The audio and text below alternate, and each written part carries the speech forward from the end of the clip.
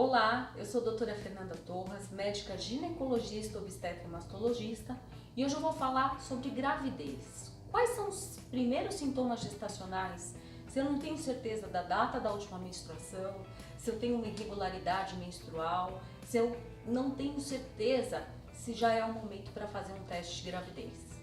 Observe esses sintomas.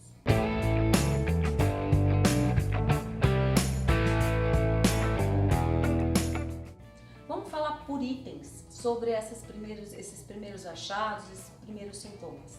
A começar pelas mamas. A mulher começa a notar uma sensibilidade mamária diferente, uma dor mamária principalmente atrás dos mamilos, região lateral das mamas, podendo estender até as axilas. Essa dor é constante, vem diariamente e tende a melhorar depois de 12 semanas da gravidez. Isso acontece já pelo aumento dos hormônios gestacionais e a sensibilidade da mama a essa alteração hormonal. Cansaço e sonolência pode acontecer já desde o início pela embebição gravídica dos hormônios. A mulher nota um cansaço, uma falta de vigor, principalmente depois das refeições. Isso tende a melhorar depois de 20 semanas, mas muitas vezes é bastante sintomática e atrapalha na qualidade de vida. As cólicas já vêm desde o período da anidação, desde o início da anidação. A lembrar que a anidação acontece de 6 a 12 semanas depois da ovulação e essas cólicas são notadas pela tentativa de implantação daquele óvulo fecundado na parede uterina. Junto com essas cólicas pode haver um sangramento, geralmente em pequena quantidade, de coloração rosa ou até escurecida, uma borrinha de café. Esse sangramento pode durar uns 7 dias e suja a calcinha, sempre em pequena quantidade. Se houver um sangramento aumentado, deve ser avaliado. As alterações de pele são muito frequentes, tá? Sendo que o primeiro achado é um aumento de pinificação periférica, aquela pelugem do rosto começa a ficar escurecida, um pouquinho aumentada em volume. Muitas mulheres notam o escurecimento da região do mamilo e da areola. E a linha alba pode acontecer já no início da gravidez. É um enegrecimento de toda a linha que passa pelo umbigo na região da barriga. A lembrar que proteção solar é fundamental em qualquer suspeita, porque desde o primeiro momento, o primeiro pico hormonal, pode acontecer os melasmas, tá? Que são aquelas manchas, principalmente em região de face e bem difíceis de tratamento futuro. Elas são definitivas e depois requerem um tratamento dermatológico com difícil resolução. Sangramento nas relações pode ser notado, principalmente nas penetrações de profundidade, porque aquele colo uterino ele fica até arroxeado de tão vascularizado que ele está. Então um vasinho ou outro pode romper e a paciente nota que logo depois da relação tem um sangramento e esse sangramento pode perdurar de 1 a 2 dias. Prisão de ventre pode ser acentuada naquelas pacientes que já têm problemas intestinais, já têm dificuldades no trânsito intestinal. Isso acontece também pelo pico hormonal. Ondas de calor é um sintoma pouco frequente, mas relatado por algumas mulheres. Essas ondas vêm no período da anidação, duram de 1 a 2 dias e há um aumento da temperatura basal que pode ser notado se aferido com termômetro. Oscilações de humor, sintoma bastante frequente.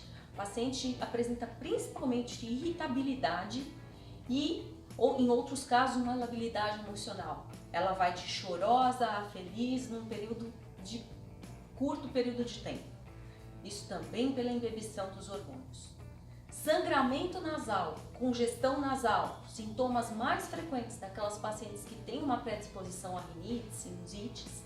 Isso acontece por vasodilatação dos vasos de toda a mucosa oronasal e algumas epistaxes, que são sangramentos nasais, podem acontecer. Eu tenho paciente que já notou a epistaxe como o primeiro sintoma gestacional que fez suspeitar dessa gravidez. Alteração urinária, com aumento de frequência urinária, vai fazer xixi toda hora, pode ser notado. É mais frequente depois da 8ª semana, mas muitas mulheres notam desde o início do atraso.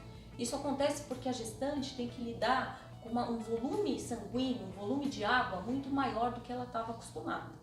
Com 20 semanas, a gente aumenta a nossa volemia circulante em 50%. Se eu tenho mais fluxo, eu tenho maior filtração renal e eu vou fazer mais xixi com maior frequência. A partir desses sintomas, eu posso suspeitar de gravidez. Se eles estiverem presentes, o teste gestacional vem positivo. A gente vai falar um pouquinho sobre os testes de gravidez. Uma dúvida ainda muito frequente é sobre o momento correto de fazer o teste de gravidez. Esses testes de farmácia são bastante confiáveis e muito acessíveis. Mas a dúvida da mulher é: em que momento eu vou fazer? Eu não lembro minha data da última menstruação, eu suspeito que eu menstruei faz tempo e eu estou com algum sintoma desse. Será que ele já vem positivo? E a resposta é sim. O beta-HCG começa a ser produzido a partir do momento da anidação. Como eu falei, de 6 a 14 semanas depois do período ovulatório e depois de uma relação com fecundação, eu tenho esse hormônio positivo. Portanto, no dia do atraso, se eu fizer um teste de gravidez, a tendência é dar positivo, tá? Lembrando que mesmo a linha bem fraquinha é positiva. A gente tem pouco hormônio circulante, portanto a cor não vem tão intensa, mas eu já tenho um teste positivo no dia do atraso. E se não acontecer uma positividade desse teste, eu aconselho a repetição em 5 dias. Aí, se houver gravidez, ele vai estar positivo.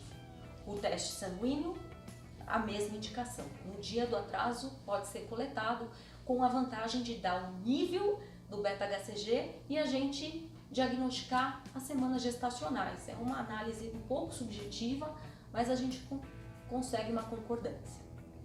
O ultrassom, ele deve ser indicado depois de 6 semanas gestacionais, porque com 6 semanas eu vou avaliar o saco gestacional, eu já vou ver esse embrião e esse embrião com batimento cardíaco. A partir daí eu consigo uma fidelidade, é muito fidedigna a medida desse embrião para a idade gestacional que eu tenho. Portanto, se houver suspeita e qualquer sintoma que eu falei, faz um teste de gravidez de farmácia, provavelmente ele vai dar positivo. E se não der, converse com o seu médico e repita o teste, porque eles são muito confiáveis. E agora eu tenho um teste de gravidez positivo, quando eu vou começar meu pré-natal? E a resposta é de imediato, porque apesar de não olhar o embrião, a ultrassom, não ter imagem, você deve fazer seus exames laboratoriais, checar a tipagem sanguínea, fazer suas sorologias, todos aqueles itens comentados no pré-natal. Obrigada por ter assistido esse vídeo, espero ter tirado ao máximo as dúvidas e nos vemos na próxima.